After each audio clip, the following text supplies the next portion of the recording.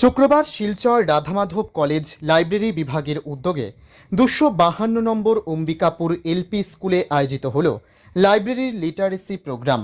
স্কুলের প্রধান শিক্ষক স্বপন দাসের পৌরোহিত্যে আয়োজিত অনুষ্ঠানে রাধামাধব কলেজ লাইব্রেরি বিভাগের পক্ষ থেকে শতাধিক পড়ুয়াদের হাতে বই, খাতা, কলম, পেন্সিল তুলে দেওয়া হয়। সেই সঙ্গে স্কুলের লাইব্রেরি তৈরির জন্য কিছু মূল্যবান পুস্তকও তুলে দেওয়া হয় স্কুল কর্তৃপক্ষের হাতে। পড়ুয়াদের মধ্যে বই পড়ার আগ্রহ বাড়াতেই এমন উদ্যোগ বলে জানান রাধামাধব কলেজের লাইব্রেরিয়ান ডক্টর সোনালী চৌধুরী। তিনি এই প্রোগ্রাম সফল করে তুলতে সহযোগিতার হাত বাড়িয়ে দেওয়ার জন্য কলেজ অধ্যক্ষ ডক্টর দেবাশিস রায় সহ স্কুল কর্তৃপক্ষকে ধন্যবাদ জানান।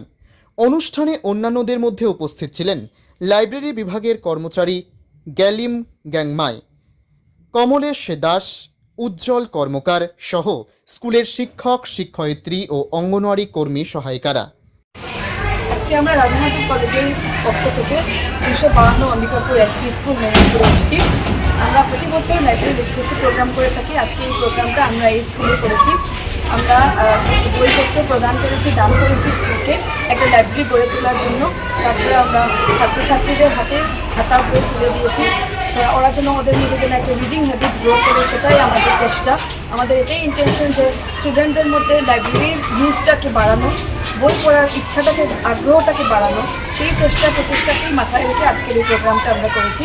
আমি ধন্যবাদ জানাই এই কলেজের প্রধান শিক্ষককে এবং শিক্ষক শিক্ষিকারা যারা ছিলেন, ওরা আমাদেরকে যথেষ্ট কোঅপারেট করেছেন এই প্রোগ্রামটা করার জন্য।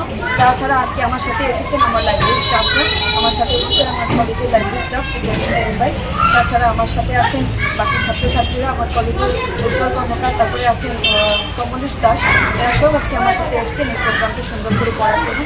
আবারও আমি ধন্যবাদ জানাই সবাইকে, এই কলেজকে এবং আমার ছাত্রছাত্রীদের যারা আমাদের সাথে আজকে এসেছেন এই প্রোগ্রামে।